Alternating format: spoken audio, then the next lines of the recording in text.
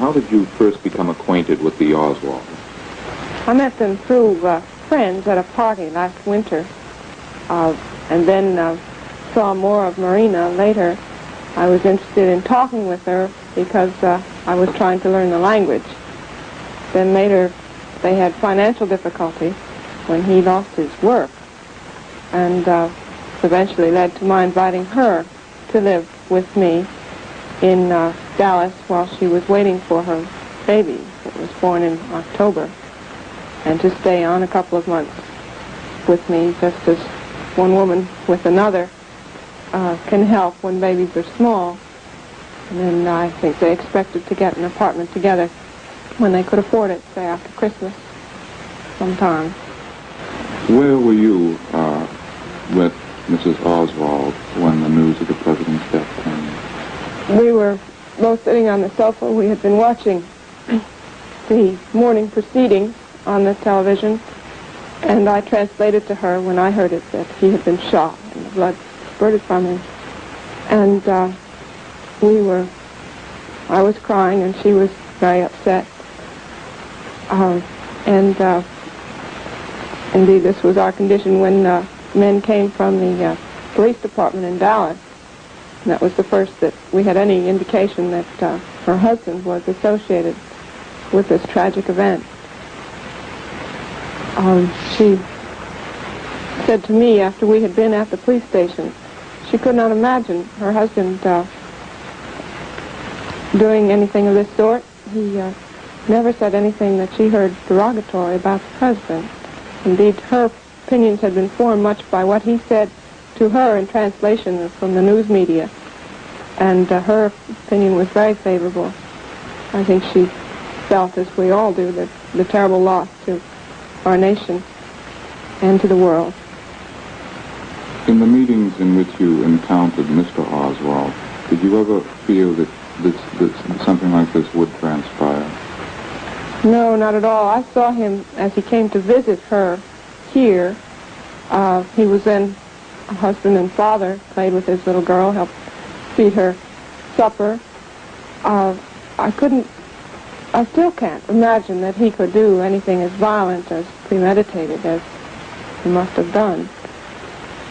I think if he planned it ahead, it was planned on very short notice, that he suddenly realized he had an opportunity to no longer be a little guy, but to be someone extraordinary.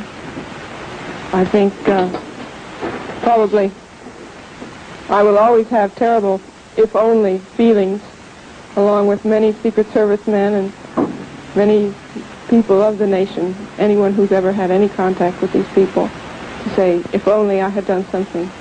But this was, as far as I was concerned, utterly without warning, utterly, to me yet, without explanation. Mrs. Paine, you have been reluctant to speak to television cameras before this evening. Is there any particular reason for that? Yes, I think it's a terrible thing to judge a man before he is brought to trial. And in this case, it's a very difficult thing not to do. The evidence was so incriminating, and just as we, all of us, the nation, saw it on the television, I began to wonder how they would ever get a jury that could give him an impartial trial. But now, of course, he's dead. He has been, in effect, judged quickly and hanged. And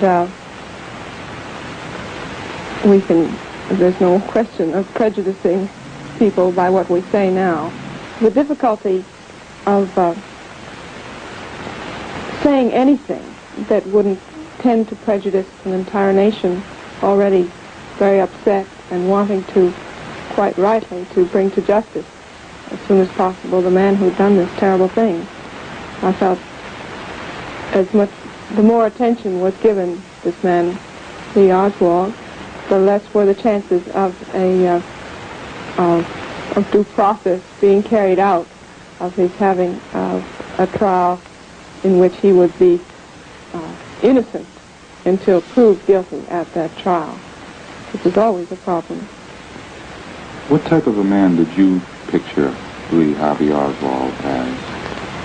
I saw him primarily as a father here. He was quiet,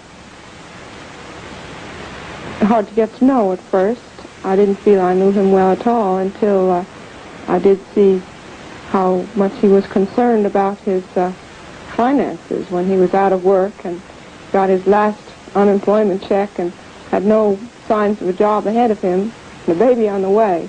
He had all the feelings, I think, of any father that doesn't know where he's going to get the money to support his family.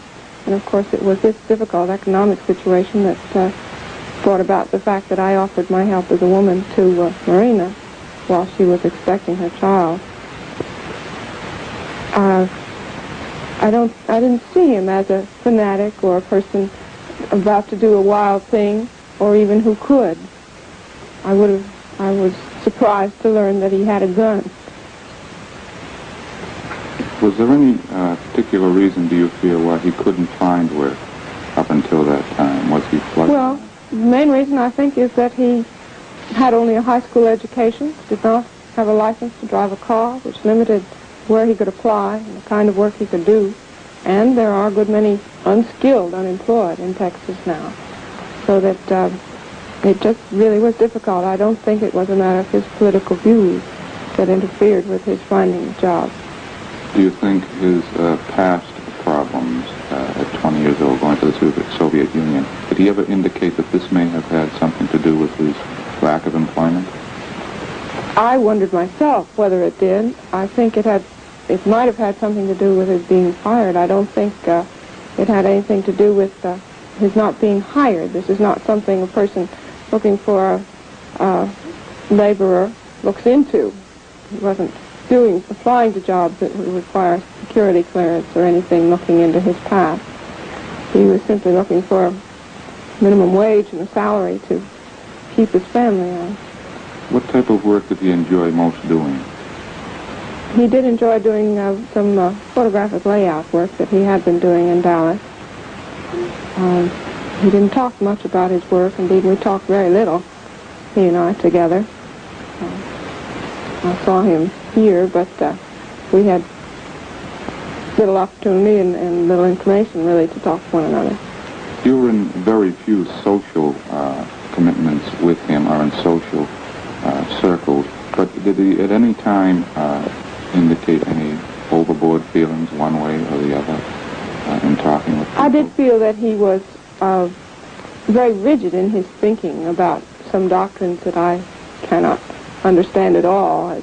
I do think he was a book Marxist, had read the books and thought that this was the way it should be, that capitalism was a bad system.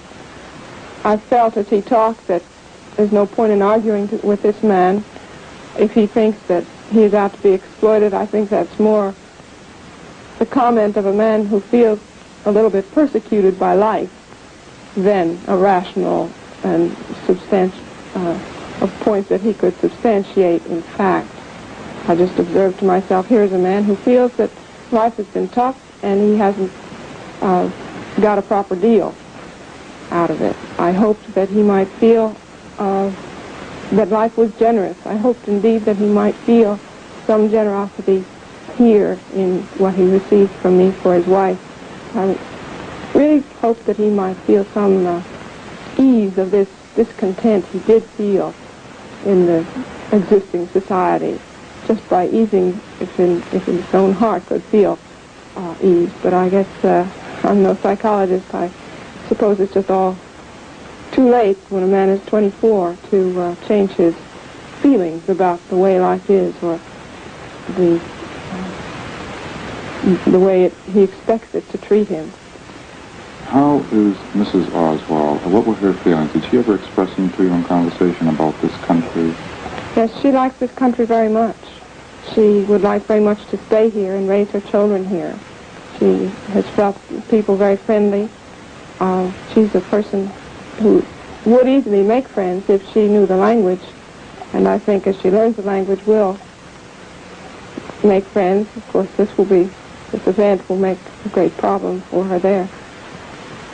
But she expressed to me Friday evening after we had come from the police station that she was very worried that this might prevent her staying in the United States.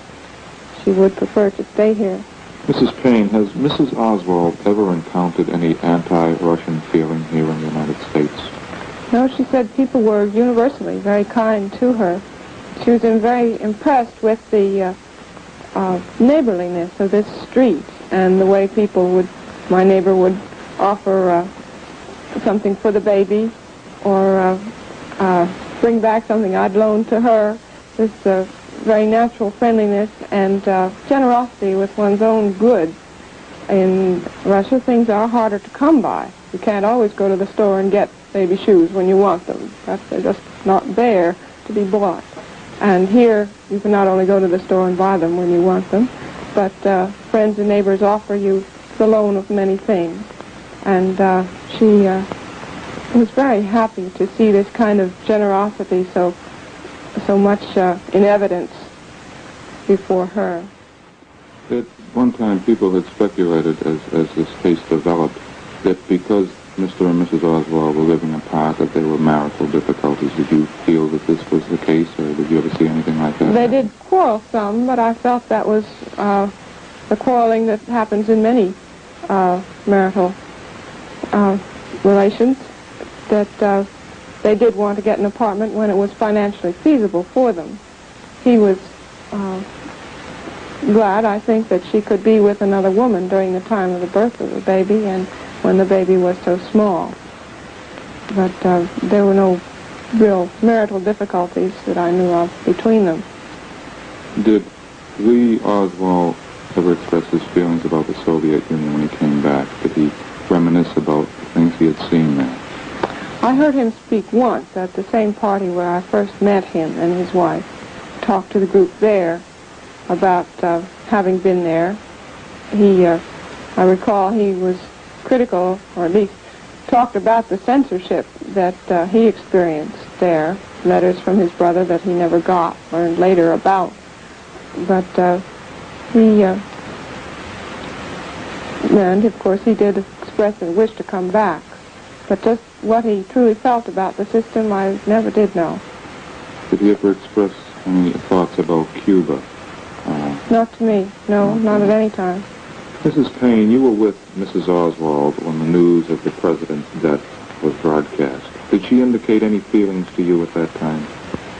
She said to me how terrible she felt this was for Mrs. Kennedy. What a terrible thing to lose her husband. What a terrible thing for the two children not to have their father. And then again, later, after we had been to the police station, we talked that evening, Friday evening. She said to me, I never could have imagined when I was talking to you about my sympathies for Mrs. Kennedy that I too might be losing my husband, that my children would be without a father.